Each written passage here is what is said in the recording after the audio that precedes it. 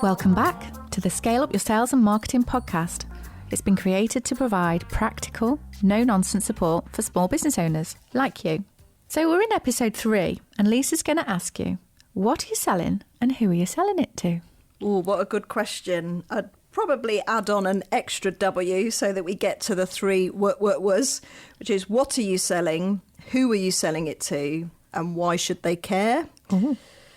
So let's deal with the what first. The reason why this is really important, especially as small business owners, is that we need to know what the actual thing is that we are selling to the people, so potential customers that we're reaching out to.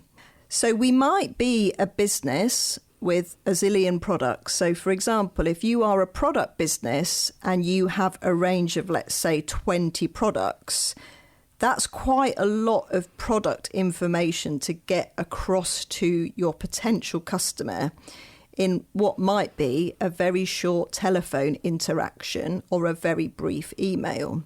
So you need to be clear about what exactly it is you want to lead with to generate interest and intrigue about your products, goods and services. So narrow it down is what I'm saying, and make it really clear that I want to sell to this customer X, whatever that looks like, whether that's a product or a service. So that doesn't mean that you have to discount or ignore all of the other products and services in your portfolio. It just means that you have to be really clear and targeted about what it is specifically you are trying to get that particular customer to buy from you.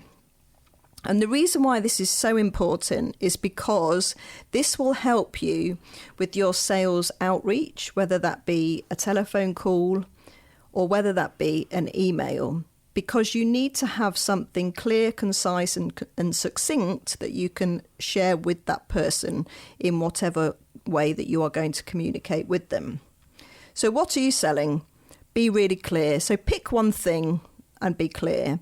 What you aren't selling is you and you as the business owner. So what I mean by that is you aren't making a phone call to a potential customer and saying, "Hi, my name's John. I've just started a business selling widgets and gadgets." Right, okay, lovely. Why should I care? And why have you disrupted me from my day to tell me that? You need to be really clear that you have a defined product or service that you are trying to sell to this particular customer.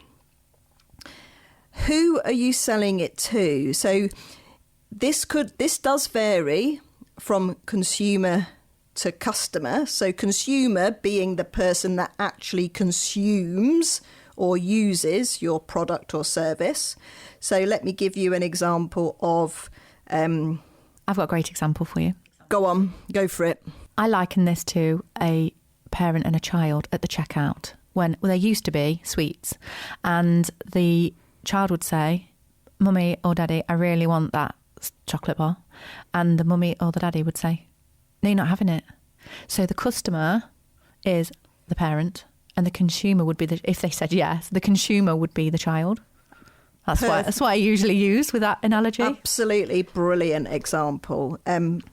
Parent in this scenario often referred to as the gatekeeper, as in they are what unlocks the opportunity for the consumer or not, as the case may be. Or the purse. Yeah, well, exactly, yes. So it's really important to understand who you are selling it to. And so is that the consumer, i.e. the person that buys the product and then consumes it or the service? Or is it the customer? So the person that buys into the product or service but then doesn't actually use it or consume it. And the reason why this is important is if you are a business selling B2B, you need to understand who the decision maker is within that business, i.e. who is the ultimate person, the person who has the ultimate say as to whether it's a yes or a no, who is the budget holder. And that does vary from business to business. So, for example, you could be having a conversation with a sales manager, but they don't have ultimate say. Their boss has ultimate say, and then their boss has to go to the next person who actually holds the purse strings. So it's important that you really define the decision maker and the person who has the power to say yes to whatever it is you are presenting to them. This is really important because when you are targeting B2B and when you are making your sales outreach, you need to not waste your time having absolutely. a long conversation with somebody who does not have the say. This is also really important when you're building a prospects list. So, for example, a business owner friend of mine contacted me recently and said, can you help me build a prospects list? I want to acquire more businesses based in a particular location. So I said, of course I can help. Who is the person within that business? What job title might they have that you want to target? So who is the person that needs this service that is going to buy into this service? So that will help you get straight to the decision maker. And actually, it's important to know this because your time is limited and your time is valuable. So you need to make sure that you're speaking to the right person from the get-go. And why should they care? Well, this is when we're going to talk a bit now about features and benefits, which is one of my favourite subjects. But I think it's really important just to recap. What are you selling? So clearly define the exact product or service that you want to speak to this potential customer about. And who is that potential customer? Think about it. Who is the person that makes the decision around whether they go ahead and whether your invoice gets paid? Because you need to understand that in order to be able to target them and speak to them in the right way. I also want to just touch on, we talked a bit about consumer and customer. So if you are a product-based business and you are selling B2B, i.e., let me give you an example. I produce a jam and I want to get it into a farm shop. The customer is the farm shop owner. The consumer is their customer that's going to pick up your jam and consume it.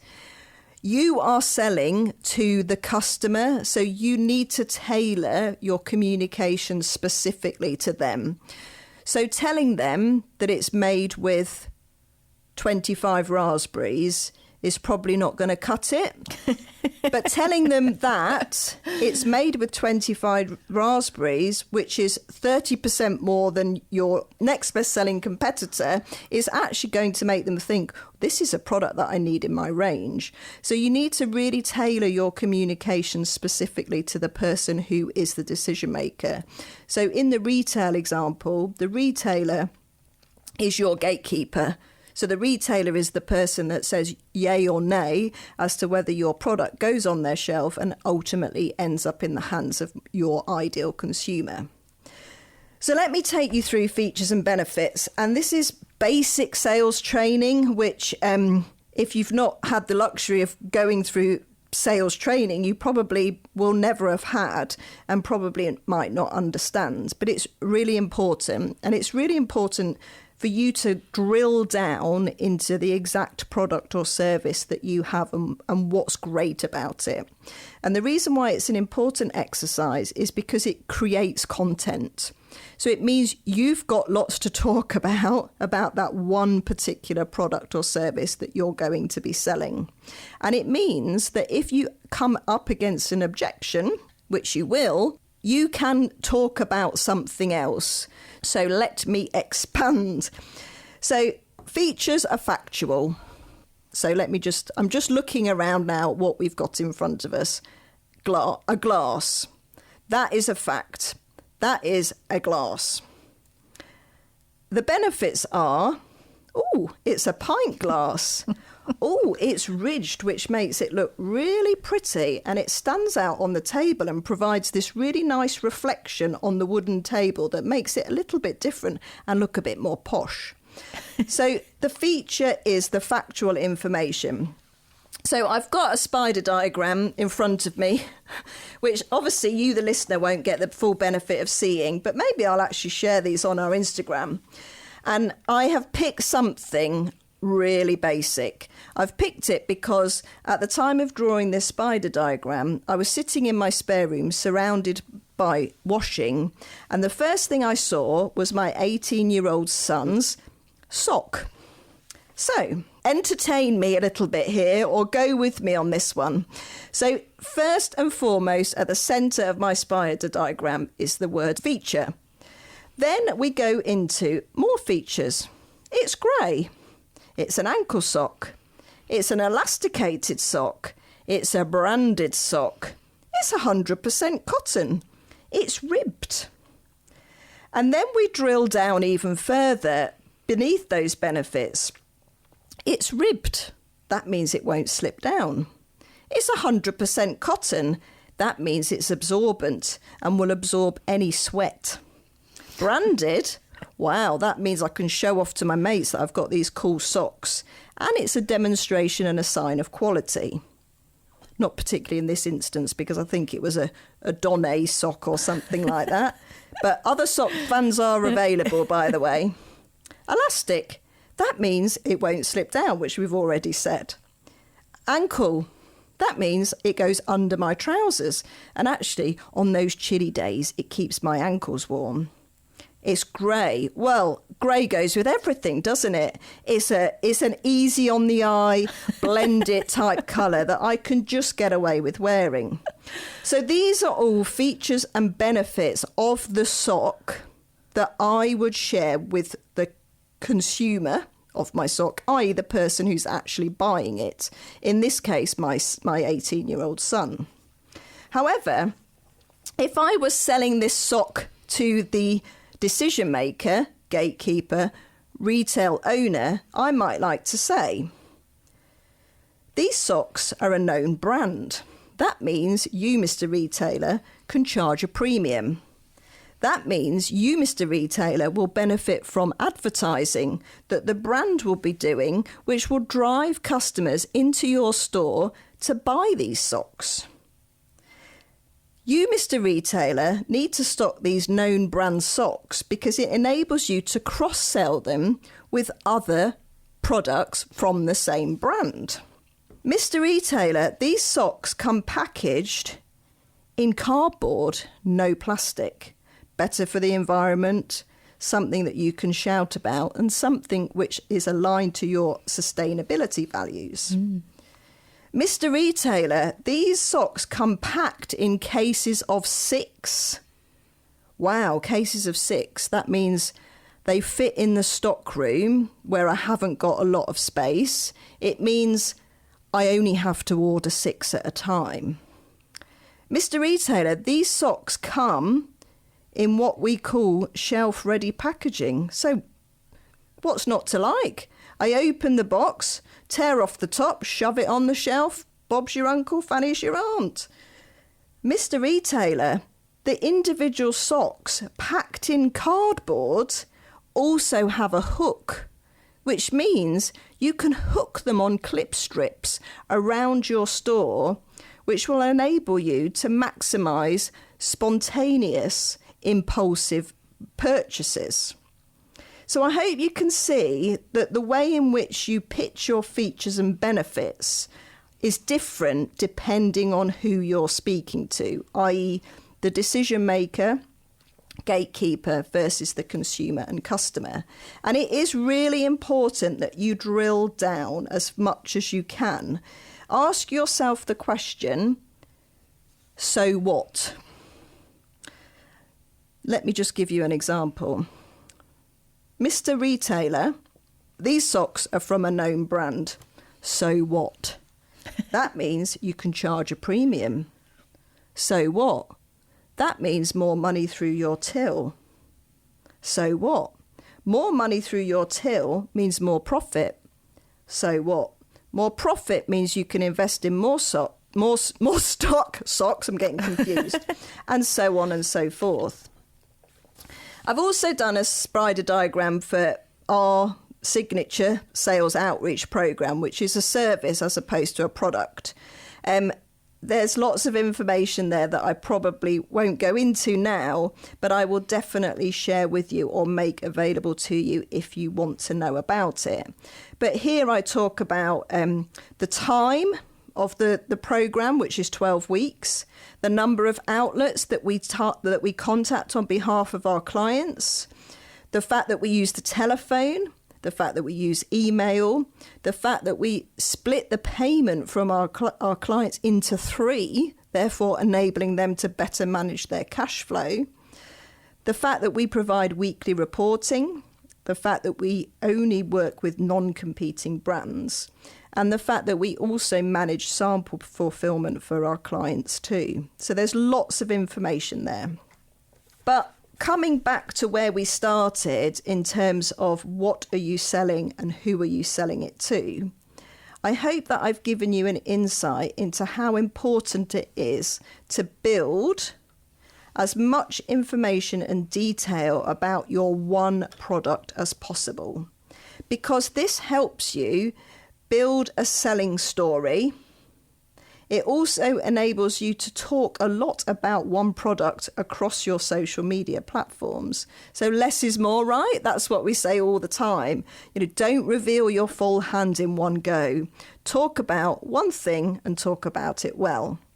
So when you are thinking about what you want to sell, you need to do your features and benefits. And if nothing else, it will make you feel, as a small business owner who has created this product or service, pretty flipping amazing about this product or service that you've created. Like when I sat here and did this spider diagram about our sales outreach programs, I thought, flipping heck, we've created that from scratch. Look at all of those features and benefits, features of that service and benefits to our customers. So it's actually quite an empowering, give yourself a pat on the back type process. I think you touched on something really important there, is that even an established business can still go through this process again and again and again and drill down more or expand and really just take a step back and have a look at what is actually going on. And like you said, with that features and benefits list, you even wowed yourself. Yeah. So at any point, any business owner can re-look at this on a product and service level. And don't take anything for granted. So if you have a product, think about the packaging that it's in, think about the branding, think about, how it looks, all of those things. But please, please, please, I would urge you, do not sell your product or service features and benefits for the consumer to the customer, because actually that is 2 very different audiences. You need your customer in order to unlock the opportunities with your consumer. So features are factual. Benefits need to be specific to the decision maker and the why they should care, i.e. the why they should buy it or the why they should stock it, to ultimately get it into the hands of your consumer. One more thing, and I'm probably going to end here, is about this decision maker. So as small businesses, you'll do a lot of targeting other small businesses. Many of them will have email addresses that are info@, hello@, inquiries@. That might well be their only email because they're a small business. But it might not be the email that gets you to the decision maker. So you need to do one of 2 things. You need to either use that email address and FAO a person who you have been given as the known decision maker, or you need to actually find out the contact details of the decision maker, because you can spend a lot of time liaising with this info@, and it's just going into a hole of nothingness, a hole of no response. So what I would say is knowing the decision maker is the first thing you need to do. And actually, in all of the sales calls that we make for our clients, our first call is to identify the decision maker so that we know that saves us time in the long run. So we can be speaking to John from day one rather than speaking to info@ for 4 weeks and then finding out that it's actually John that we need to speak to. So identifying the decision maker, absolutely key. Once you find them, speak to them, wow them with the features and benefits of your products, goods and services. And if there are any people out there who make socks, we need some more, so hook me up. So I've got a question before we finish. So let's imagine that the person listening is thinking, well, I know who I'm selling to, I know what I'm selling, and I know why they should care, and I've been through that process. I've been thinking about it whilst you've been talking, or I've been writing it down, or I already knew. So what's next? Like we're all about scale up your sales and marketing. So once they know this information, then what? Brilliant question. So I'll tell you a little story. I had 2 discovery calls this morning with 2 different business owners, both of which were facing the same problem. They both said, I don't know what to say. I want to reach out to these businesses, but I don't know what to say. And my advice to both of them was exactly the same. You need to think, what's in it for me? So with them, what is in it for them? But also you need to create a document or a brochure or whatever that looks like, which showcases your product or service. So you need to have something which you can share, which is shareable. So you are removing yourself from the equation and you are speaking to that person on behalf of your business about that product or service that you're selling. So you need to create a document or a page on the website. Absolutely, yep. Which you can direct them to. So you need to have this, shop window or whatever it looks like that entices people in to walk across the threshold, whether it be a real one or a virtual one, to find out more about what it is. But you need to know exactly what it is that you're selling. And you're absolutely right. Once you've created that document and you've nailed it, it's rinse and repeat, really. So right. Each time you send it out, and I'm probably going to talk about this in another episode, but there's this element of breadcrumbing.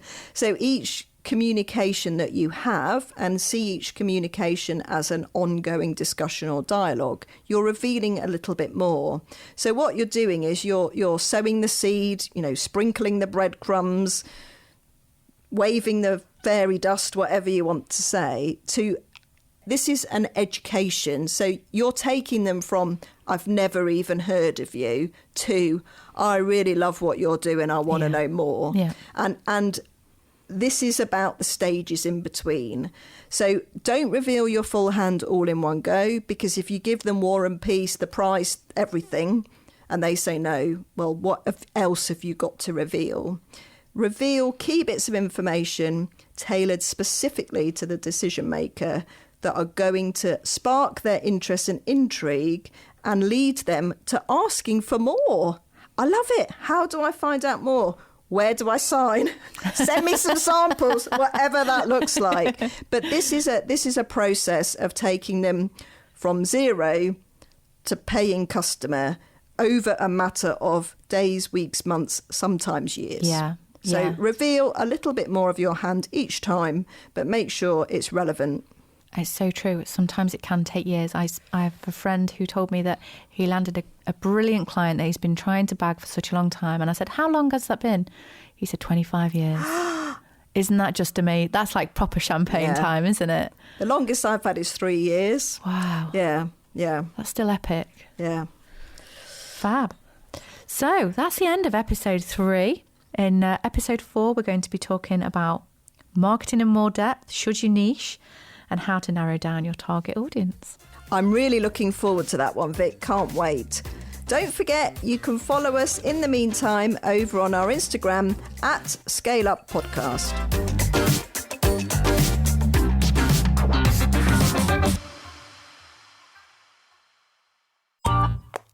This has been a Monkey Pants Productions podcast.